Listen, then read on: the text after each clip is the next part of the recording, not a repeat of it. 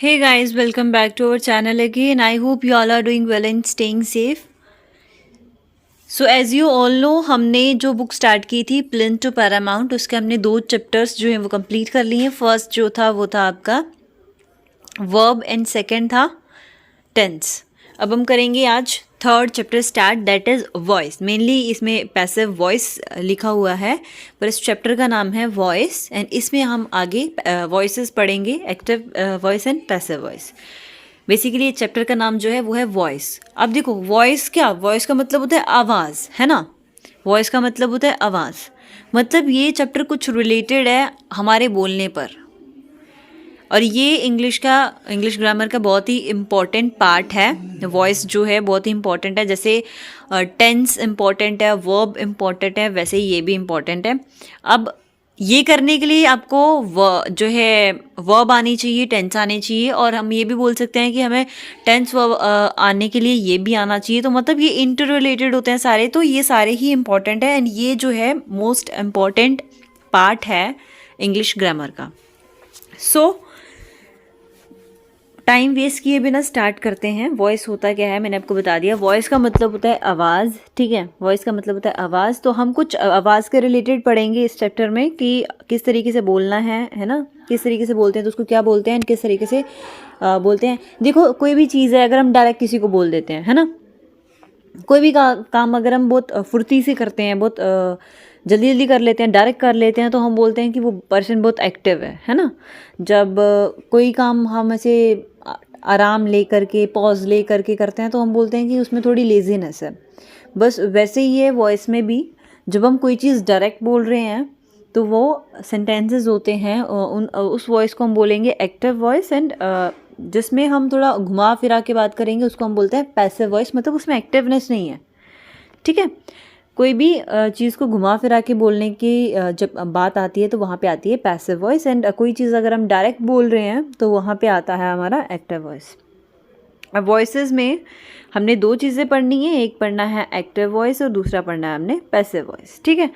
चलिए स्टार्ट करते हैं। इसमें जितना भी है हम वो सारा जो है कंप्लीट करेंगे। सो स्टार्ट करते हैं डेफिनेशन से कि ये वॉइस है क्या, ठीक है, और एक्टिव वॉइस और पैसिव वॉइस क्या होता है वो पढ़ेंगे। देखिए, सब्जेक्ट डूइंग एन एक्शन और an action done on the subject is called voice. Voice किसको बोलते हैं? सब्जेक्ट सबको पता है क्या होता है ना। सब्जेक्ट मैंने आपको करा दिया था, सब्जेक्ट ऑब्जेक्ट क्या होते हैं जब मैंने आपको वर्ब और टेंस कराई थी, तो उनमें हमने ये पढ़ा था।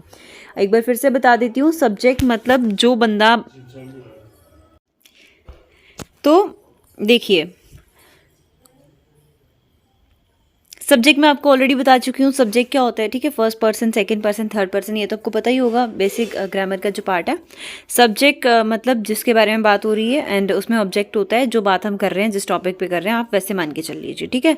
जब कोई एक्शन सब्जेक्ट पे हो रहा है, मान लीजिए मैंने लिखा शी ईट्स मैंगो। मैंगो कौन खा रहा है? शी खा रही है। शी कौन है? लड़की है ना। She Yeats mango.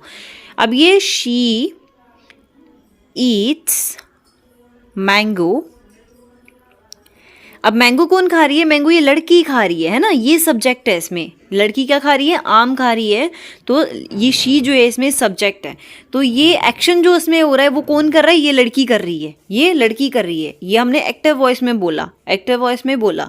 अब नहीं समझ में आ रहा होगा ये एक्टिव वॉइस है क्या, पर इसको हम चेंज करके बताती हूँ, फिर आपको डिफरेंस समझ में आएगा। अगर मैं ऐसे लिखूँ मैंगो,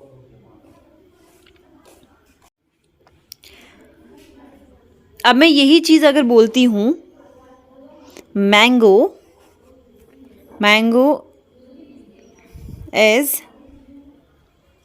ईटन बाय हर, इसका मतलब है मैंगो खाए गए उसके द्वारा। हर इसमें एक लड़की है, तो मतलब किसी लड़की की बात हो रही है। मैंगो खाए गए एक लड़की के द्वारा।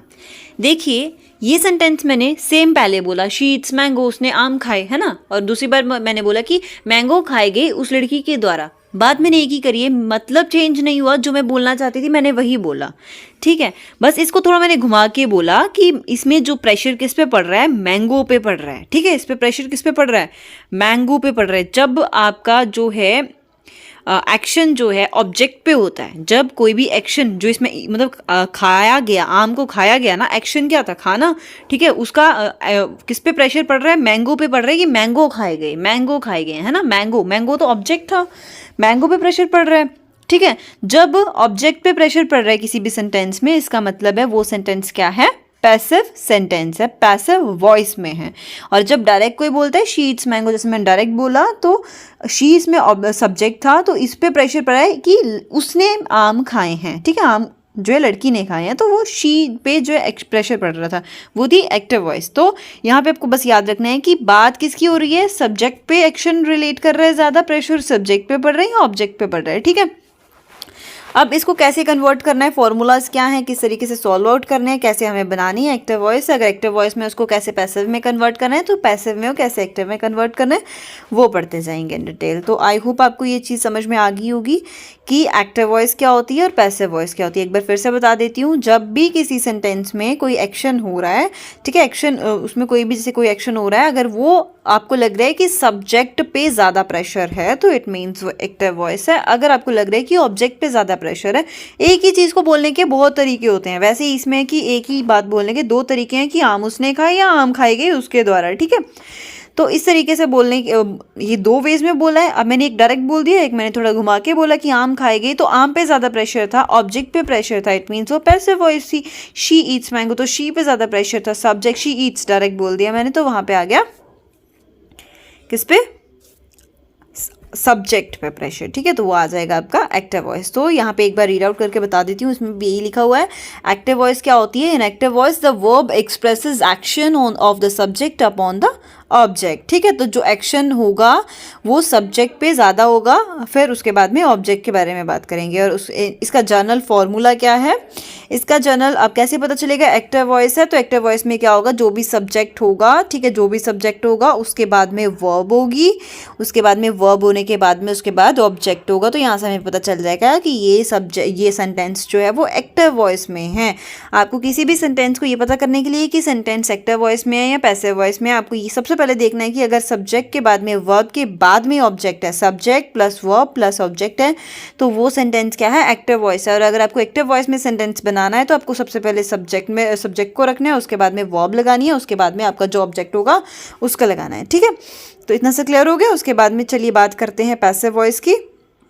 पैसिव वॉइस में देखिए क्या लिखा है, in passive voice the verb expresses the object being acted upon.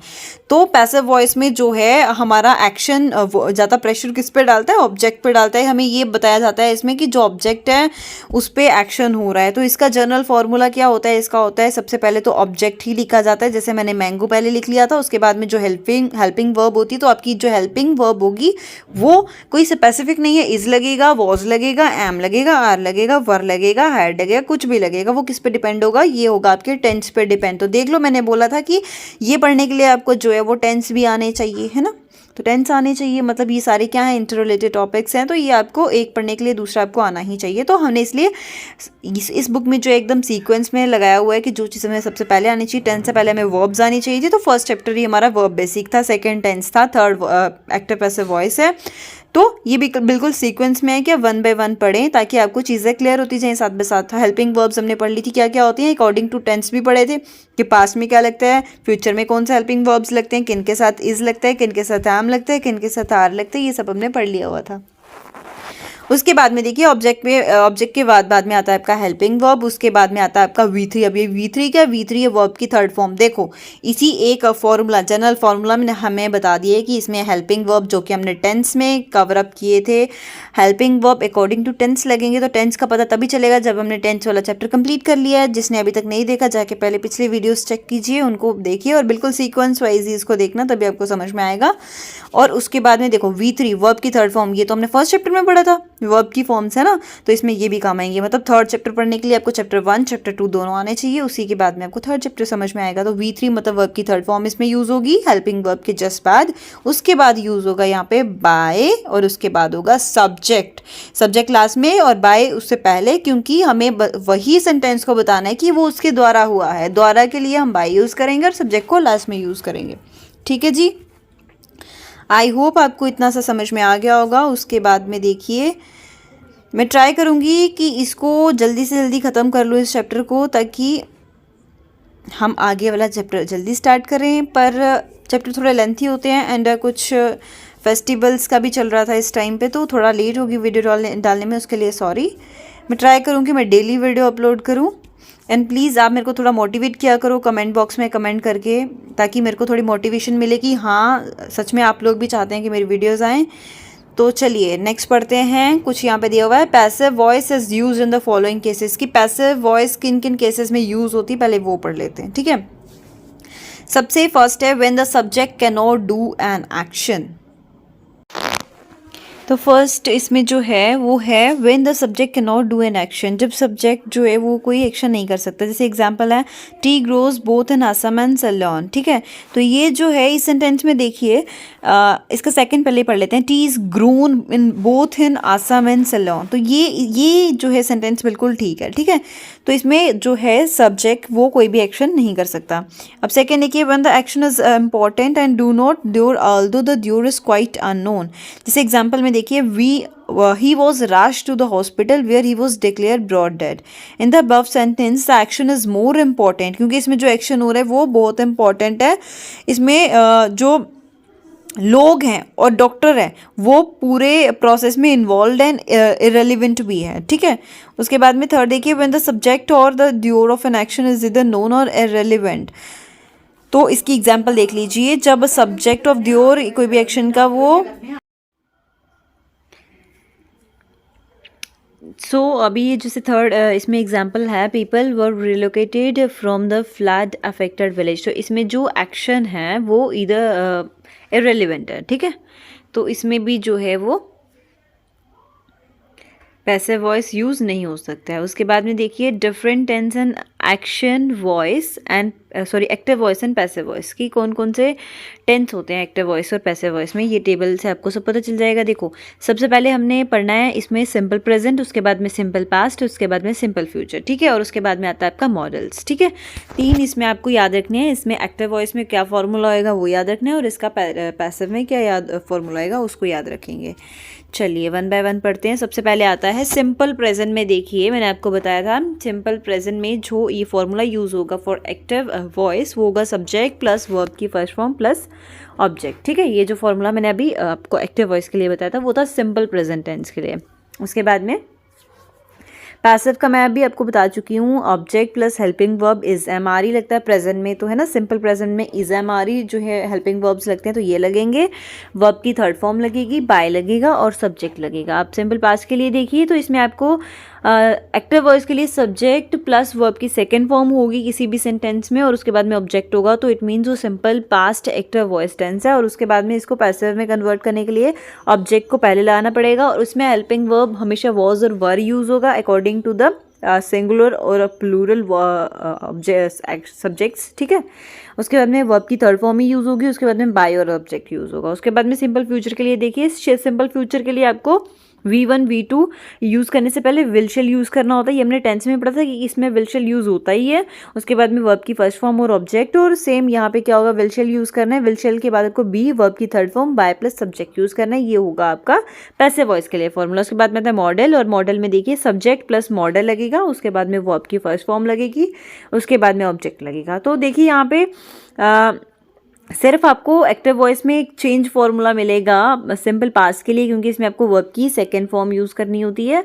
Verb की सेकंड फॉर्म यूज़ करनी होती है, बस इसका फॉर्मूला चेंज होगा। बाकी सिंपल फ्यूचर के लिए विल शेल यूज़ होता है तो वर्ब की पहले यूज़ होगा, और मॉडल में मॉडल का यूज़ होता है वर्ब के पहले यूज़ होगा। इसमें वर्ब्स V1 ही यूज़ होंगी, तो ये सेम होगा बिल्कुल सिंपल प्रेजेंट टेंस के फॉर्मूले की तरह, ठीक है। और इसमें भी देखिए ये फार्मूलाज एकदम सेम है बिल्कुल। इसमें बस आपकी हेल्पिंग वर्ब जो है चेंज होगी, और इसमें जो है मॉडल के बाद में बी लगा करके वर्ब की थर्ड फॉर्म लगा करके बाय प्लस सब्जेक्ट कर देना है, ठीक है। सो आई होप आपको ये समझ में आ गया होगा। अब देखो यहाँ पे कुछ एग्जांपल्स हैं जिनको चेंज किया है from the active voice to passive voice. तो इसको एक बार रीड आउट करते हैं ताकि हमारी चीज़ें जो है वो क्लियर हो जाएं। इससे हम बता भी पाऊंगी आपको अच्छे से कि कौन सा टेंस यहाँ पे यूज़ हो रहा है। तो मैं इस टेबल को भी थोड़ा सामने रखती हूँ ताकि हम इसको रिलेट करके पढ़ें और आपको अच्छे से याद हो जाए। फर्स्ट वाला देखिए, फर्स्ट है police arrested him. Police subject है, अरेस्टेड जो है ये कौन सी फॉर्म है, अरेस्टेड जो है सेकंड फॉर्म भी बोल सकते हैं, अरेस्ट की सेकंड फॉर्म होती है अरेस्टेड हिम। तो ये बन रहा है हमारे पास में सब्जेक्ट, वर्ब की सेकंड फॉर्म और ऑब्जेक्ट। तो ये किसका है, ये है सिंपल पास्ट का फॉर्मूला, क्योंकि ये एक्टिव है तो एक्टिव में जाके देखेंगे सिंपल पास्ट का फॉर्मूला यही है। इसको पैसिव में कन्वर्ट करने के लिए क्या करेंगे, सबसे पहले ऑब्जेक्ट लाना है। ऑब्जेक्ट क्या है, हिम है ना, हिम है। तो अब हिम क्या है, हिम किसके लिए यूज़ करते हैं, लड़के के लिए, तो हिम यूज़ नहीं करेंगे, ही यूज़ करेंगे। ऑब्जेक्ट जब पहले आता है तो ही यूज़ करेंगे। उसके बाद में क्या यूज़ होता है, वॉज या वर, तो ही के साथ हमेशा लगता है वॉज। उसके बाद में लगेगा ऑब्जेक्ट, तो यहाँ पे आएगा अरेस्टेड। ठीक है, तो ये हो गया हमारा पैसिव वॉइस में change. He was arrested, police arrested him, he was arrested, इसका आ जाएगा हमारे पास कौन सा, पैसिव वॉइस। ठीक है, उसके बाद में देखिए सेकंड वाला, सेकंड वन देखेंगे तो ये आएगा people speak English all over the world. People speak English, people आ गया सब्जेक्ट, उसके बाद में स्पीक वर्ब की फर्स्ट फॉर्म है, उसके बाद में ऑब्जेक्ट है ये पूरा। ठीक है, तो ये है हमारा सिंपल प्रेजेंट टेंस।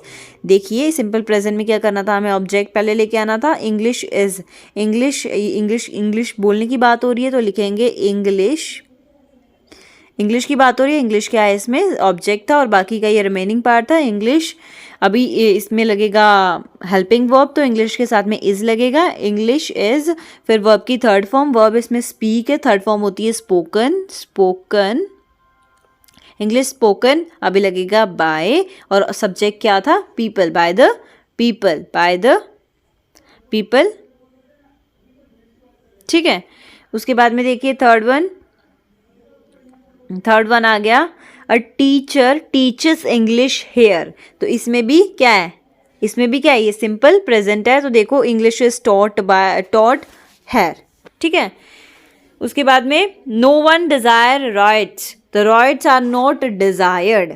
उसके बाद में I will not tolerate this nonsense will not be tolerated by him. तो अकॉर्डिंग टू द सब, अब देखो कईयों में बाय यूज़ नहीं हुआ है, तो बाय यूज़ क्यों नहीं हुआ है, क्योंकि हमने ये जो इसके पहले जो पढ़ा था कि एक्टिव पैसिव वॉइस कहाँ कहाँ यूज़ नहीं होता है, तो ये उनकी कंडीशंस यहाँ पे अप्लाई हो रही हैं। ठीक है जी, चलिए नेक्स्ट पढ़ते हैं, एक्सप्लेनेशन ऑफ टेंस 1, 2 and 3।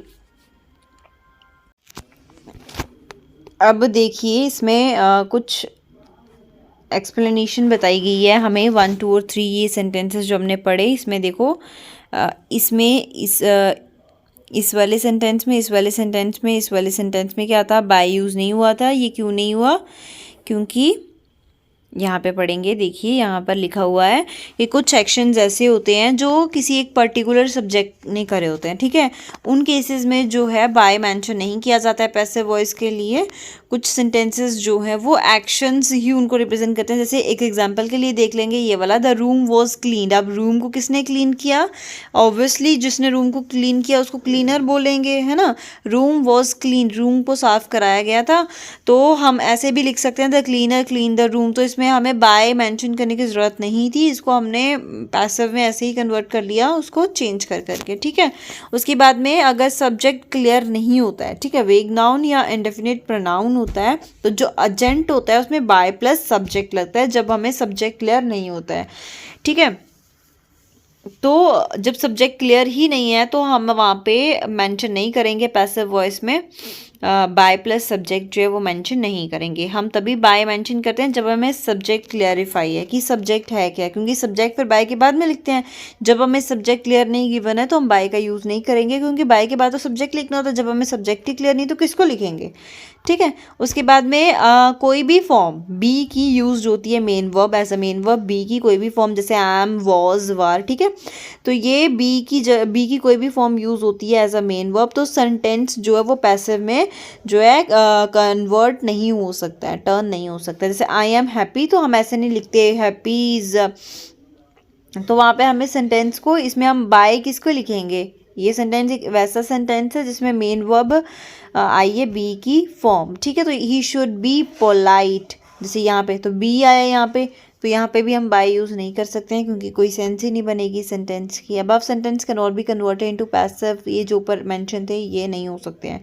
उसके बाद में कॉन्टिन्यूस टेंस के लिए देख लीजिए, जहाँ पे कॉन्टिन्यूस टेंस है मतलब हमें बताना है कि एक्शन हो रहा है, अभी हुआ नहीं है, तो वहाँ पर जो है कॉन्टिन्यूस टेंस में एक्टिव के क्या क्या फार्मूलाज होंगे एंड उसको कैसे पैसिव में चेंज करना है उसके फार्मूलाज। तो आपको मेन इसके फार्मूलाज ही हमेशा याद रखने हैं और टेंस को पहचान करने की आपको आनी चाहिए कि कौन सा जो है प्रेजेंट में, कौन सा पास्ट में, कौन सा फ्यूचर में, और उसके अकॉर्डिंग जब आप टेंस के अकॉर्डिंग जब आप फार्मूला लगाओगे तो आपका सेंटेंस तो बिल्कुल सही होगा। तो आपको एक तो पहले टेंस वाला जो है बिल्कुल अच्छे से आना चाहिए, उसके बाद आपको वर्ब वाला चैप्टर भी आना चाहिए क्योंकि वर्ब की फॉर्म्स आपने यूज़ करनी है।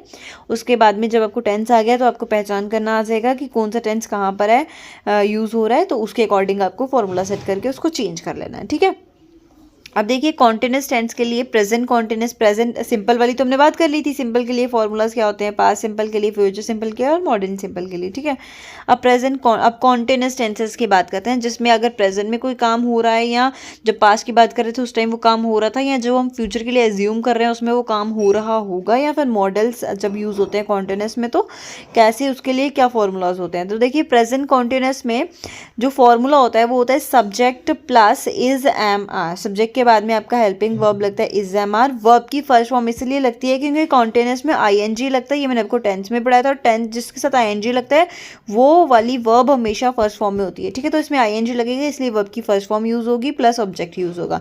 ये होगा आपका, अगर आपके पास कुछ कोई ऐसा सेंटेंस है जिसमें ये फॉर्मूला यूज हुआ है मतलब वो एक्टिव वॉइस वाला सेंटेंस है, उसको आपको चेंज करना है पैसिव में, तो उसके लिए आपको ऑब्जेक्ट पहले लिखना पड़ेगा प्लस उसके बाद में आपको helping verb is am are जो भी होगा वो लिखना पड़ेगा। उसके बाद वर्ब के बाद आपको बीइंग और वर्ब की थर्ड फॉर्म, जो भी वर्ब आपको गिवन है फर्स्ट फॉर्म में उसकी थर्ड फॉर्म लिखनी है, बाय प्लस सब्जेक्ट लिखना है।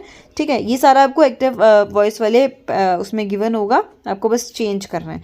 और देखिए अगर आपको पैसिव में सेंटेंस दिए तो आपको एक्टिव में कैसे चेंज करना है, आपको ये वाला फॉर्मूला अप्लाई करना है। ठीक है, उसके बाद में पास्ट कॉन्टिन्यूस में देख लीजिए, मान लीजिए आपको एक सेंटेंस गिवन है जिसमें ऑब्जेक्ट पहले है, उसके बाद में वॉज वर गिवन है, उसके बाद में बीइंग भी गिवन है, उसके बाद में वर्ब की third form plus by plus subject given है। मान ये आ गया आपका पास्ट कॉन्टिन्यूस टेंस पैसिव में है जो है ना, क्योंकि इसमें बाय प्लस सब्जेक्ट हो, इसका फॉर्मूला पैसिव वाला है। आपको बोला गया है कि इसको एक्टिव में चेंज करो, तो आप क्या करोगे, सबसे पहले आप सब्जेक्ट लिखोगे, उसके बाद में वॉज वर लिखोगे, उसके बाद में वर्ब की जो वहाँ पे थर्ड फॉर्म यूज हुई उसकी फर्स्ट फॉर्म लिखोगे प्लस आईएनजी प्लस ऑब्जेक्ट लिख दोगे। ठीक है, फ्यूचर कॉन्टिन्यूस टेंस के लिए देखिए subjects plus shall will plus be plus verb की first form plus ING plus object. वैसे ही आपको पैसिव वॉइस जो है इसमें पॉसिबल नहीं होता है। और वैसे मॉडल कॉन्टिन्यूस में भी आपको मॉडल कॉन्टिन्यूस का फॉर्मूला देखिए, subject plus modal plus be लगाना है प्लस वर्ब की फर्स्ट फॉर्म आईएनजी लगाना है, इसमें भी पैसिव वॉइस जो है वो पॉसिबल नहीं होता है। उसके बाद में कुछ नोट दिया है यहाँ पे, उसको पढ़ेंगे। इसमें लिखा हुआ है कि being is passive voice of continuous tense. ठीक है, बीइंग जो है वो कॉन्टिन्यूस टेंसेस में पैसिव वॉइस में जो है यूज़ किया जाता है, तो उसको यूज़ करना ना भूलें। ठीक है, चेंज द वॉइस, अब आपको वॉइस चेंज करने के लिए बोला गया है, जैसे the comity is looking into the matter. देखो द कॉमिटी इसमें सब्जेक्ट है, is looking into the matter, तो ये कौन सा सेंटेंस हमें दिख रहा है, ये इसमें सब्जेक्ट है। ठीक है, इज इसमें हेल्पिंग वर्ब है और लुकिंग वर्ब की फर्स्ट फॉर्म प्लस आईएनजी है, उसके बाद में आपका आ जाता है ऑब्जेक्ट और रिमेनिंग पार्ट। तो ये जो फॉर्मूला बन रहा है वो बन रहा है हमारे पास प्रेजेंट कॉन्टिन्यूस का, तो इसको हमने चेंज करना है, प्रेजेंट कॉन्टिन्यूस को चेंज करेंगे। तो हम इसको रिलेट करके अगर करते हैं, देखिए इसमें हमें ऑब्जेक्ट को पहले लिखना है ना, तो ऑब्जेक्ट क्या था, द मैटर, तो द मैटर को पहले लिखेंगे। यहाँ पे देखिए द मैटर पहले लिखा हुआ, उसके बाद इज एम आर लगना था, तो इज एम आर में इस सेंटेंस में इज यूज था। ठीक है, तो इज यूज करेंगे, उसके बाद में लगना है बीइंग, तो बीइंग भी यूज हुआ है। उसके बाद में वर्ब की थर्ड फॉर्म, इसमें वर्ब क्या थी, लुकिंग, लुक गिवन है, लुक की थर्ड फॉर्म होती है लुक्ड, लुक्ड आ गया, फिर लुक्ड इनटू एंड बाय, उसके बाद में आ जाता है द कॉमिटी, क्या आपका सब्जेक्ट है। तो देखिए यहाँ से पता चलता है कि ये प्रेजेंट कॉन्टिन्यूस टेंस है। ठीक है, उसके बाद में देखिए Do not forget to use the preposition in passive voice that follows the verb in an active voice। तो इसमें आपको preposition यूज़ करना नहीं भूलना है। preposition का पूरा चैप्टर हम नेक्स्ट जब भी आता है उसको कवर अप करेंगे, बस आपको माइंड में रखना है कि इसमें आपको preposition यूज़ करना नहीं भूलना है पैसिव वॉइस में, जब आपके पास फॉलोइंग वर्ब्स एक्टिव वॉइस में होंगे। अब कौन सी ये सेंटेंसेस है देख लीजिए, they are laughing at you, they are laughing at you, they are laughing at you, तो ये भी क्या है, प्रेजेंट कॉन्टिन्यूस है, इसको चेंज करेंगे पैसिव में, you are being laughed at by the. तो आप ये खुद प्रैक्टिस करें। ठीक है, ये वाला आप यहाँ से देखिए और इसके लिए नोटबुक पे फॉर्मूलाज लिख लें और फिर आप खुद बनाएं, उसकी प्रैक्टिस करें, ज़रूरी नहीं आपको यहाँ से पूरा नोट डाउन करना है। थर्ड वन देखिए, the accused is being produced before the court, तो ये आपका जो है एक्यूज्ड वर्ड मुझे लग रहा है कि ये V2 या V3 है, तो आप एक बार चेक कर लें। एंड ये आपका अगर V2 या V3 में आता है तो आपका ये पास्ट कॉन्टिन्यूअस में आएगा, ठीक है। फिर इसको भी आप खुद से करें, वहाँ ऊपर से फॉर्मूला टेबल में से नोट डाउन कर लें, उसके बाद इसको खुद प्रैक्टिस करें। उसके बाद में फोर्थ वन देखिए, right to protest peacefully is being demanded by the revolutionaries. तो ये पैसिव में गिवन है क्योंकि इसमें बाय द रिवोल्यूशनरीज लिखा है, तो हमें सामने से दिख रहा है, और बीइंग भी यूज है, तो बीइंग तो पैसिव में यूज होता है, तो ये पैसिव में गिवन है। इसमें हमने एक्टिव में कन्वर्ट करना है। You are not taking the exam seriously, तो ये एक्टिव है, इसमें कोई भी पैसिव वाला वर्ड ना बीइंग यूज है ना बाय यूज है, तो इसको हमें पैसिव में चेंज करना है। ओके, उसके बाद में आ रहता है आपका परफेक्ट टेंस वाले कुछ फॉर्मूलाज हैं, इसके कुछ एग्जाम्पल्स हैं, और फिर इंटेरोगेटिव सेंटेंसेस के लिए आएगा, उसके बाद में इम्पेरेटिव सेंटेंसेस के लिए आएगा। आई थिंक ये चैप्टर अभी है काफ़ी करने वाला, तो चलिए इस चैप्टर को अभी इधर तक ही करते हैं, नेक्स्ट हम करेंगे नेक्स्ट क्लास में। आई होप आपको ये वीडियो जो है अच्छी लगी होगी और समझ में भी आ गया होगा।